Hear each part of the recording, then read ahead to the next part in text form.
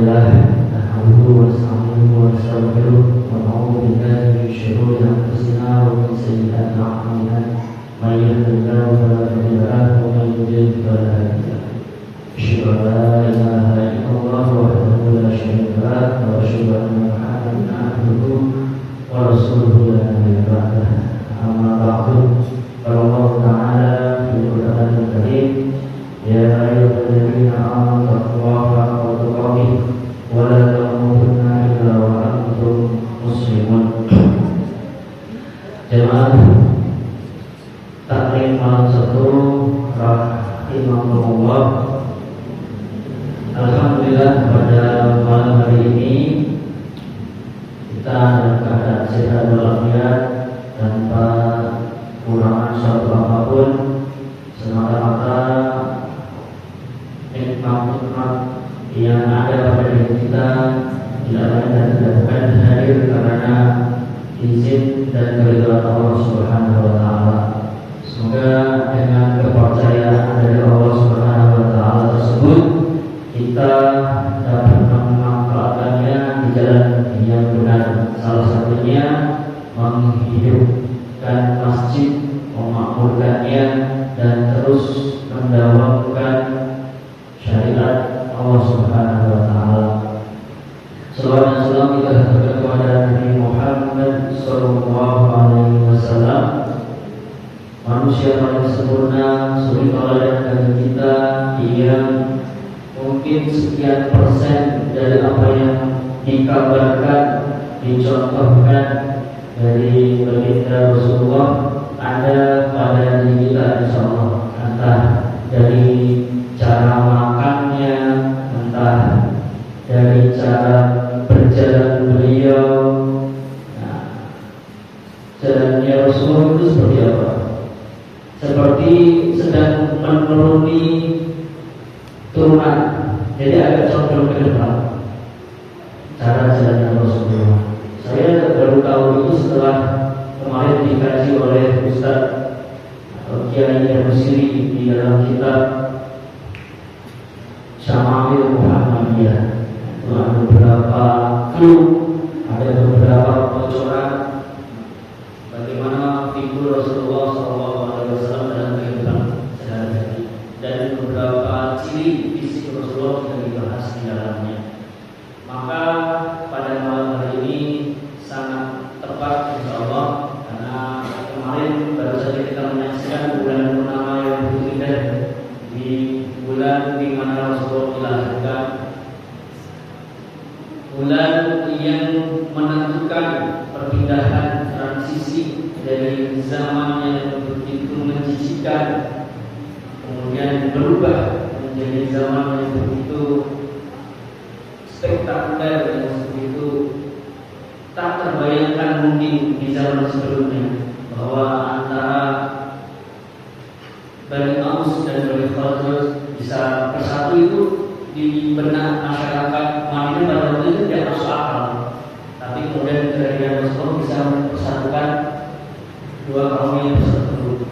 Itu baru permukaan, belum kaum-kaum yang lain yang sampai detik ini akhirnya disatukan berkat tauhid, berkat Islam. Malaka, Maluku, itu kan sebetulnya Maluku, dari kata Maluku, sebuah daerah yang terdiri dari kerajaan-kerajaan yang disatukan oleh tauhid, dan sekarang dikenal dengan Maluku. Ini betapa besar dampak atau Muhammad Effect yang kita rasakan pada hari ini. Adapun perbedaan-perbedaan yang ada, kita tahu itu sebagai rahmat.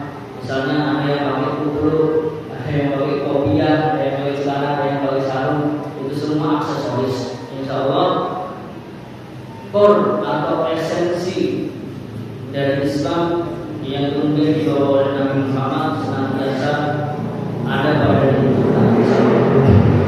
Bapak Ibu hadirin rahimahullah, mohon izin saya di depan dalam rangka tadi terang atau istilahnya bertanggung jawab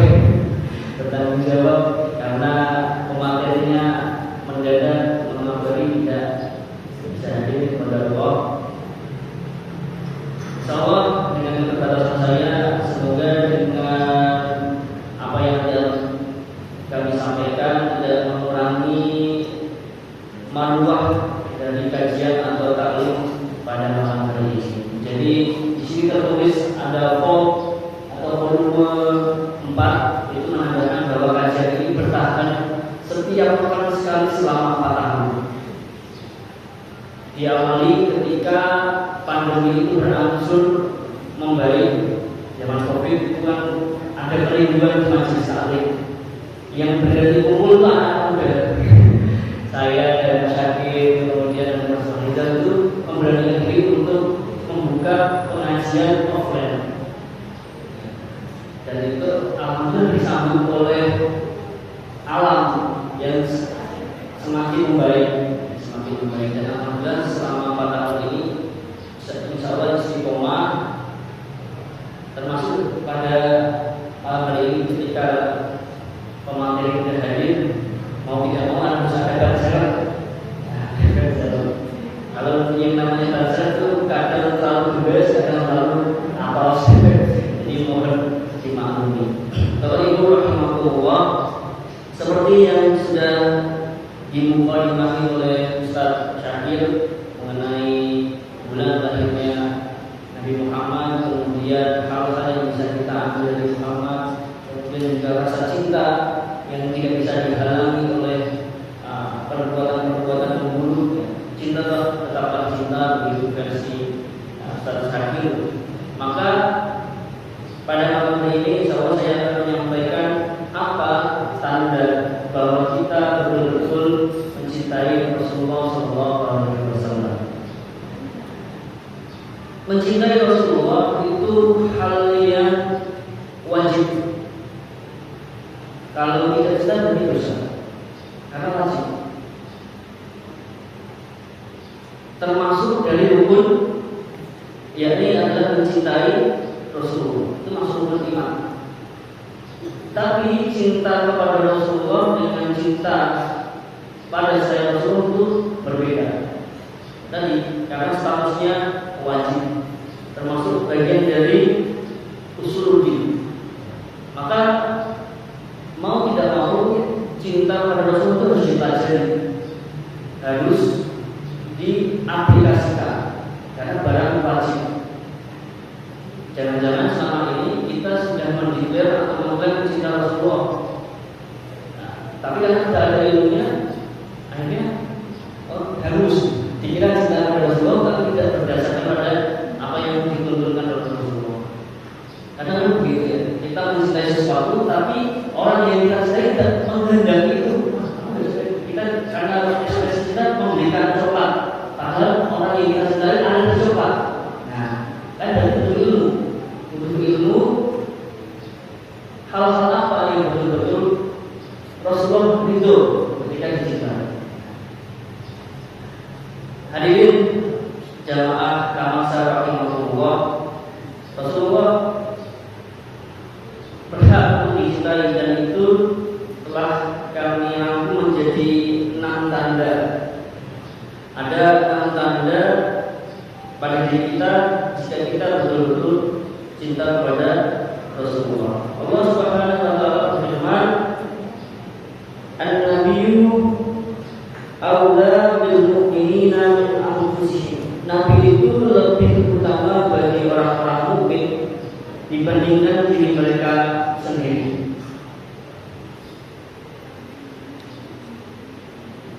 Jadi ketika kita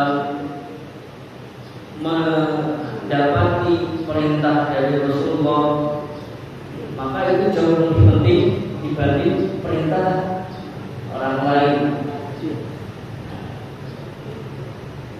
Kan begitu redaksi yang disampaikan oleh Allah Subhanahu wa taala di surah Al-Ahzab ayat 6. Kadang kita sebagai manusia biasa punya ego. Egonya ya, selera atau hal-hal lain yang perlu kita menarik gitu. Tapi itu tidak jauh lebih penting dibanding selera Rasulullah. Itu tidak jauh lebih penting dibanding apa yang disukai Rasulullah. Rasulullah suka makan kurma, sedangkan saya suka makan durian. Kesukaan saya pada durian itu tidak penting, tapi dengan kita mencoba makan kurma itu jauh lebih penting, karena Rasulullah suka. Minum dengan berbuka dengan yang manis, kita nggak suka manis misalnya, itu tidak penting. Kecuali ada unsur syar'i, kita nggak boleh minum manis, itu hal yang lain. Tapi karena Rasulullah suka berbuka dengan yang manis, kita hidup dengan yang manis itu menjadi hal yang penting karena ekspresi kecintaan kita pada Rasulullah. Jadi sekedar ekspresi cinta kita mengembalikan pada standar kesukaan Rasulullah, standar yang dikehendaki Rasulullah. Kemudian di dalam hadis Rasulullah SAW menyampaikan, tidak beriman salah seorang di antara kalian sehingga aku lebih dia cintai daripadanya, orang tuanya dan seluruh manusia. Nah ini naik level. Tadi kan diri sendiri.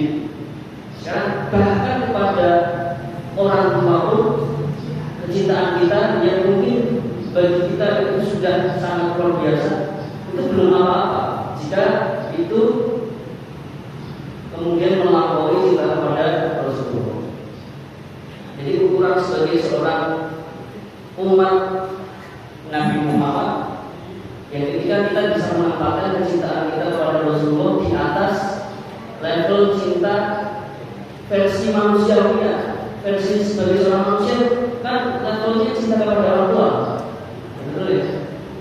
Termasuk seluruh manusia, ya anak kita, ya istri kita, itu kan cinta manusia karena dia yang menemani kita susah senang selama hidup ini.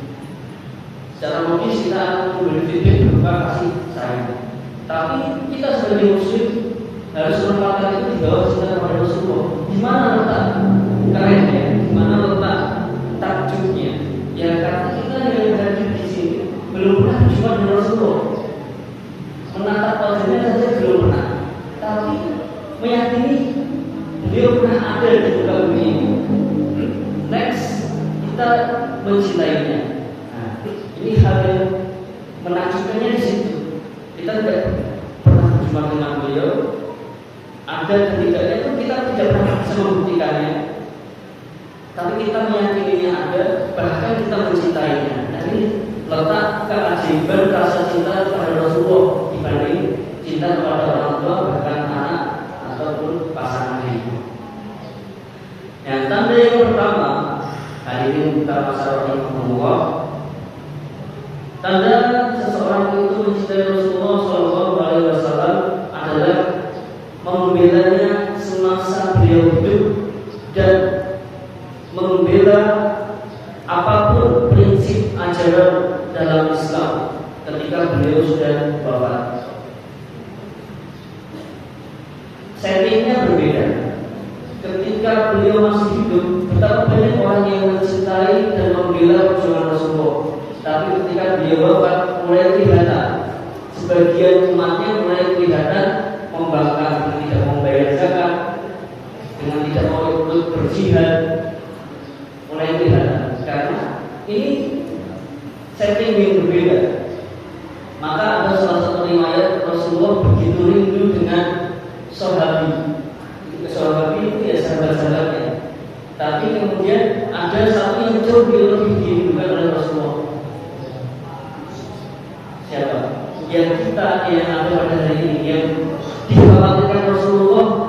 Bayangkan Rasulullah itu kan ada di abad ke-6, 600 tahun setelah Nabi Isa.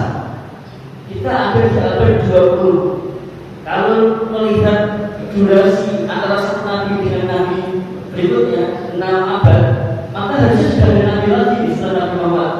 Kan 6 lagi nih, berarti 12 abad kemudian harusnya ada Nabi. Tapi sampai abad ke-20 kita sudah sangat jauh dengan sosok Nabi. Nah ini sangat dikhawatirkan, sangat dirindukan oleh Nabi Muhammad SAW. Sampai di akhirnya mati. Sampai tadi diceritakan dalam riwayat Nabi hanya meminta satu, jangan kemudian umatnya di neraka, tolong semuanya diangkut ke surga walaupun ada dosa. Jadi kalau kita mengenal betul karakter Rasulullah SAW, ada kerinduan. Kita balas kerinduan itu. Rasulullah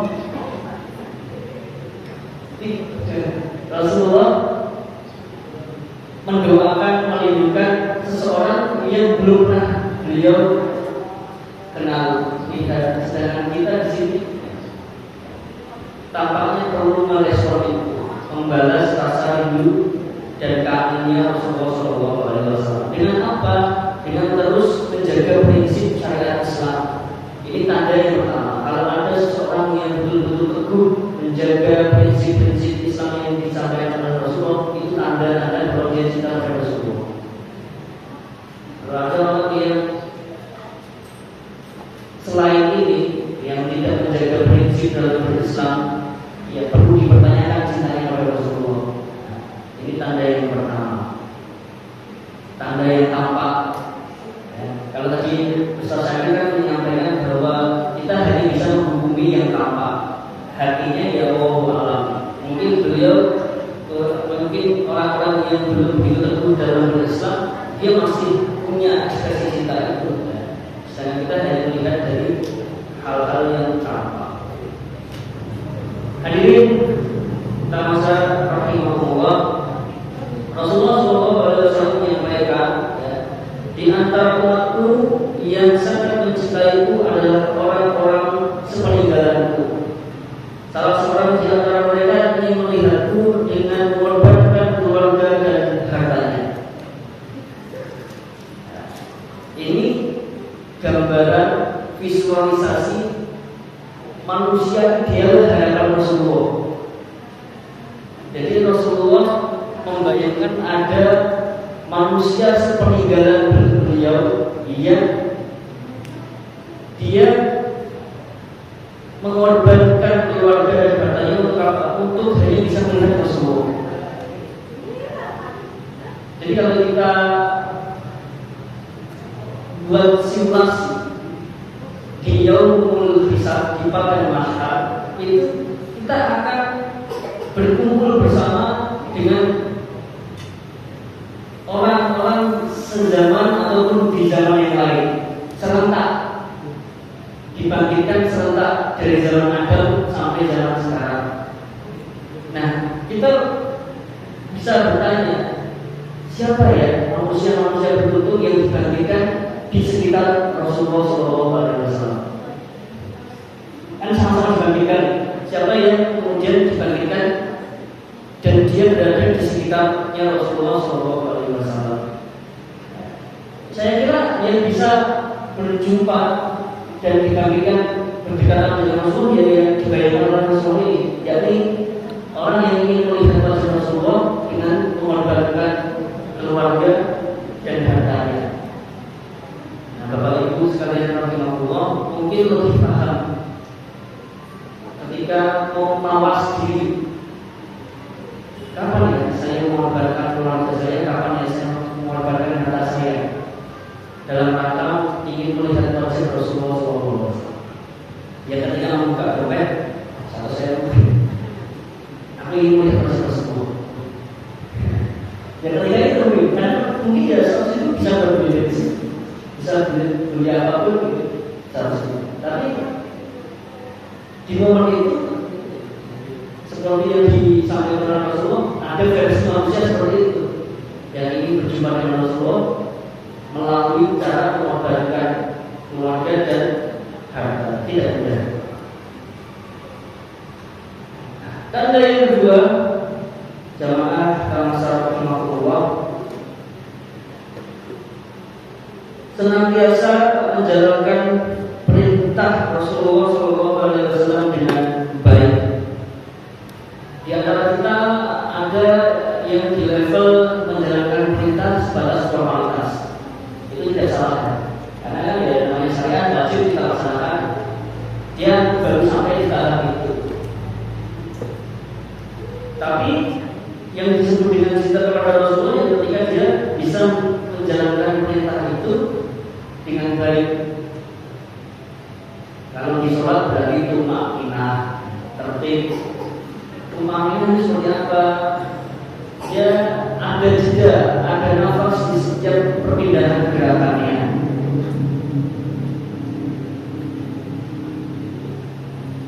Ketika mau itu dijeda dulu, ketika mau tidur dijeda dulu. Paling tidak itu menjadi sampel lah. Bagaimana kita menjalankan perintah dengan baik. Nah, ketika ada seseorang yang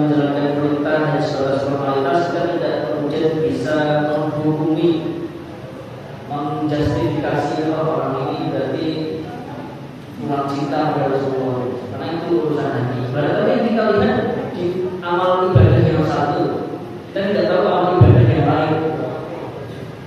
Kita melihat dia mungkin sholatnya kurang tertib, tapi kita tidak tahu bagaimana dia menjaga niat di dalam misalnya profesinya sebagai seorang guru. Sebagai seorang guru, dia seringkali harus berhadapan dengan pilihan ikhlas atau tidak ikhlas. Dia akhirnya memilih ikhlas. Itu menjadi amalan yang sir, amalan yang sir hanya Allah dan Dia yang tahu. Maka ini menjadi salah satu hal yang membuat kita mempertimbangkan lebih lanjut dalam menjustifikasi orang itu menjalankan perintah dengan baik atau tidak.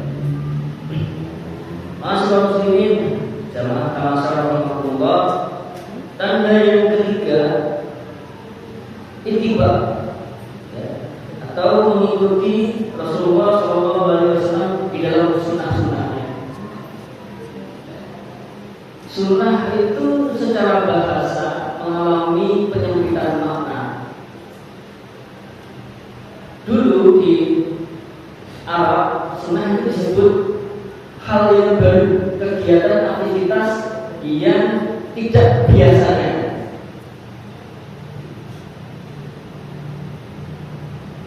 Berbeda dengan hadis. Hadis itu ya kabar. Jadi kalau kita bicara sunnah itu aktivitasnya, kegiatannya. Misalnya berkeliling Ka'bah dengan baju ihram itu sunnah pada waktu itu. Kenapa? Karena menjadi aktivitas yang baru. Karena sebelumnya orang tawaf di Ka'bah itu telanjang.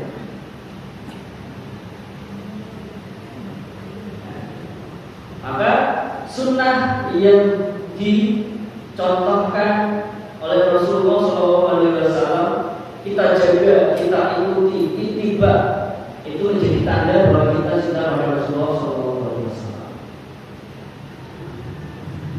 Minum dengan anak-anak sunnah. Musik sunnah. Ini bahasa yang lain ya, saya khawatirnya bukan. Tapi paling tidak kita harus bisa memetakan mana yang sunnah, mana yang tradisi, mana yang sesat. Nah ini harus ada kerentak dalam diri kita sebagai umat Rasulullah yang mengaku cinta. Oh ini bagian dari sunnah, oh ini bagian dari tradisi. Maka di dalam mengawali kegiatan tersebut ada nawaitunya. Kalau tradisi kemudian nawaitunya ini dari Rasulullah, nah ini Rasulullah biasa dulu nih. Rasulullah bisa dulu. Saya tidak pernah bahas sunnah itu. Misalnya kita berjumpa dengan Rasulullah, kan ini bukan bagian dari sunnah itu. Nah, begitu nih.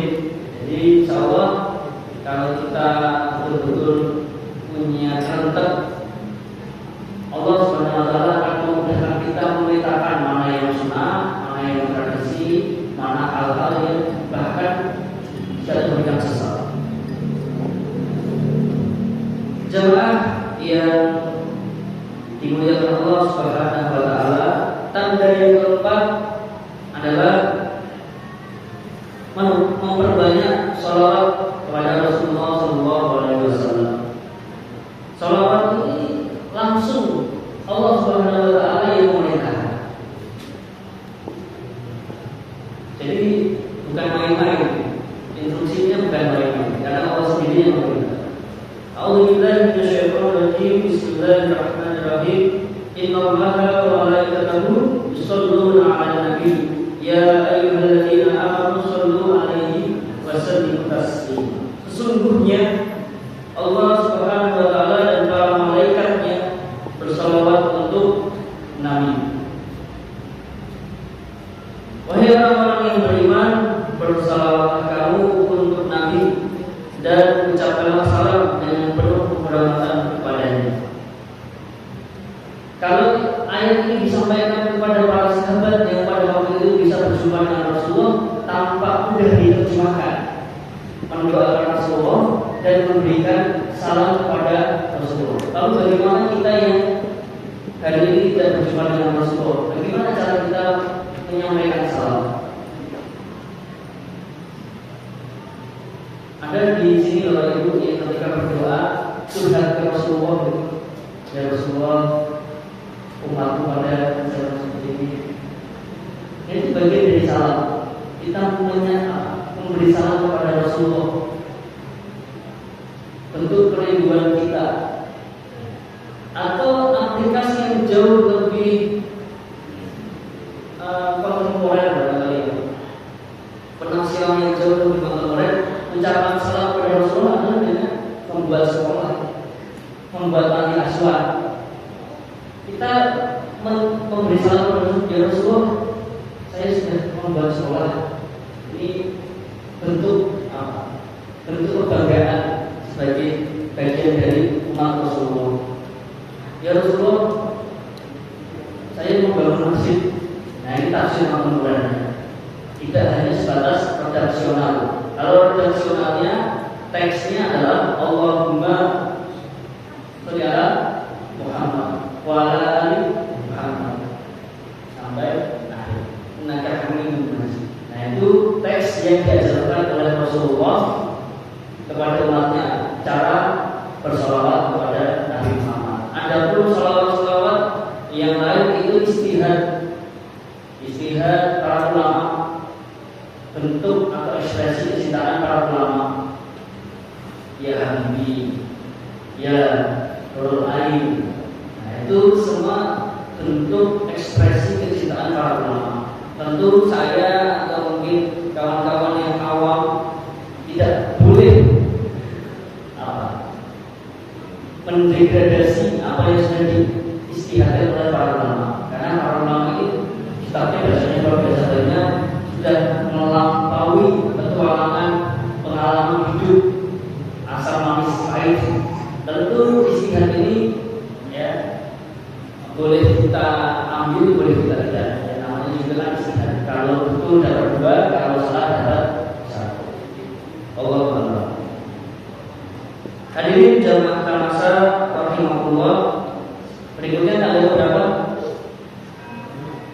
Kelima, tanda kita cinta kepada Rasulullah SAW. Yang kelima adalah mencintai Ahlul Bait. Siapa itu Ahlul Bait? Keturunan Nabi Muhammad SAW.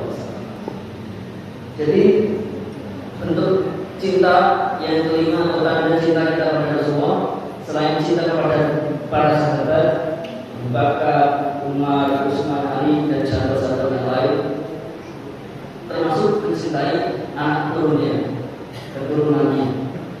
Kalau di Indonesia populernya disebut sebagai Nabi, baik para Habib. Tentu ada koridornya dalam bagaimana cara kita mencintai seseorang. Koridor itu sudah dipraktekkan oleh Rasulullah SAW sendiri. Ketika Rasulullah datang di majelis, para sahabat berdiri, Rasulullah kemudian menegur, tidak perlu melakukan itu. Saya khawatir umatku nanti akan menyembahku. Sebenarnya seperti itu. Kan itu yang terjadi pada orang-orang soleh terdahulu sebelum Nabi Muhammad datang. Kita lihat Nabi Isa, itu kan berangkat dari rasa cinta, karena belumnya dijadikan Tuhan. Nabi Idris itu memerangi umatnya yang membuat patung-patung orang soleh. Jadi ada koridor dalam kita mencintai, termasuk cinta kepada keturunan Rasulullah SAW. Yang terakhir, tanda kita mencintai Rasulullah adalah tidak gulu. Apa itu gulu? Tidak berlebihan. Ada kisah tiga seorang sahabat mendatangi istri Rasulullah SAW. Tanya kepada istri Rasulullah, apa saja amal soleh yang dilakukan oleh Rasulullah? Dijawabkan oleh Setelah mendengar jawaban dari si Rasulullah, mereka merasa sedikit sekali amal lulu. 3 sahabat ini. Yang satu kemudian berikrar, saya akan sholat sepanjang malam. Yang satunya lagi tidak mau kalah, saya akan puasa sepanjang tahun.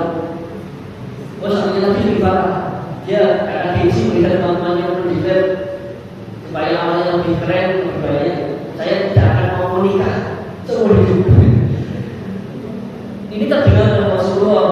Akhirnya ditegur, kalian, saya itu orang yang paling baik di antara kalian, orang yang paling dicintai oleh Allah dibanding kalian. Tapi ketika saya sholat, saya juga tidur. Ketika saya puasa, saya juga buka, dan saya juga menikah. Nah ini kemudian kita tangkap sebagai bahwa Rasulullah tidak suka yang berlebihan. Biasa-biasa saja.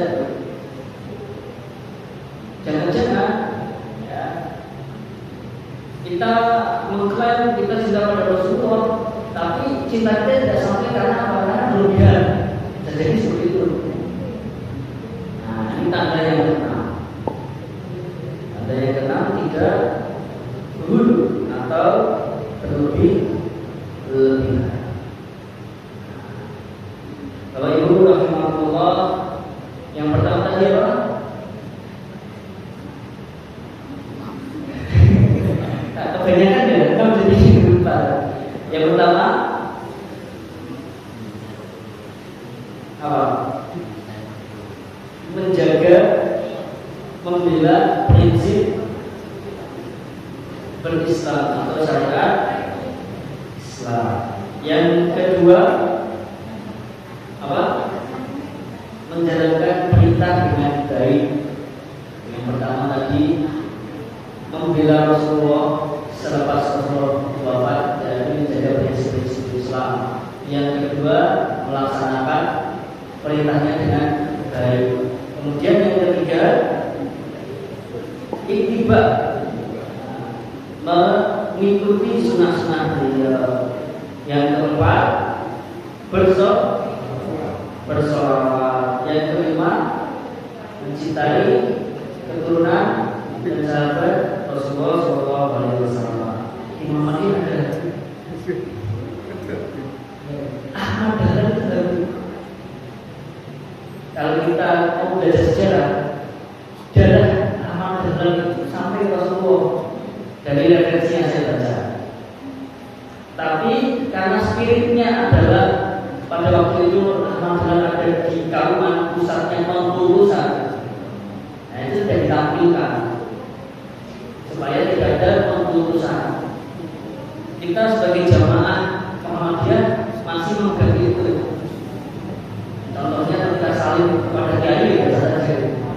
Ya karena kita meneladani adalah spiritnya adalah supaya maksa itu tidak berlebihan dalam memutuskan seseorang. Karena Rasulullah sendiri, Ahmad Dahlan sendiri ternyata setelah dibedah pohon keluarganya punya genetik ke Rasulullah. Jadi foto yang dipajang, fotonya Ahmad Dahlan itu pernah direvisi oleh keturunan Ahmad Dahlan. Gimana ya kalau tak revisinya? Hidungnya mancung. Jadi dimancungkan gitu. Karena yang pernah melihat Ahmad Dahlan itu melihat cucunya itu mirip wajahnya dengan Ahmad Dahlan dan cucunya itu mancung. Nah, ada versi lain foto Ahmad Dahlan. Perbedaannya ada di hidung.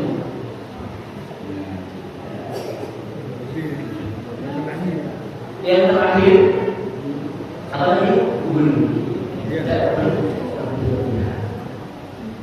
Mungkin demikian yang dapat kami sampaikan. Semoga kita termasuk dari yang memiliki tanda-tanda tersebut.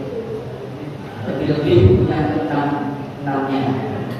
Ya kalau saja ya satu dos dan alhamdulillah punya tanda bahwa kita cinta kepada Rasulullah. Kalau diukur cintanya itu mungkin bisa menjadi tiket. Yang cinta banget nanti di dalam kerumunan di hadapan Rasulullah ya punya jarak yang lebih dekat dibandingkan sebenarnya desa-desa terjadi. Kalau saya kan ya jauh ya, berapa kilometer ini. Assalamualaikum warahmatullahi wabarakatuh. Demikian yang dapat kami sampaikan. Mohon maaf apabila ada kesalahan. Jika ada kebenaran hanya dari Allah Subhanahu wa Ta'ala. Terakhir, saya berharap di kajian tamasa yang berbahagia ini, Bapak Ibu selalu diberikan kesehatan, selalu diberikan kelancaran rezeki yang banyak, dan dipermudah mencapai apa yang diinginkan. Wabillahi taufiq wal hidayah. Wassalamualaikum warahmatullahi wabarakatuh.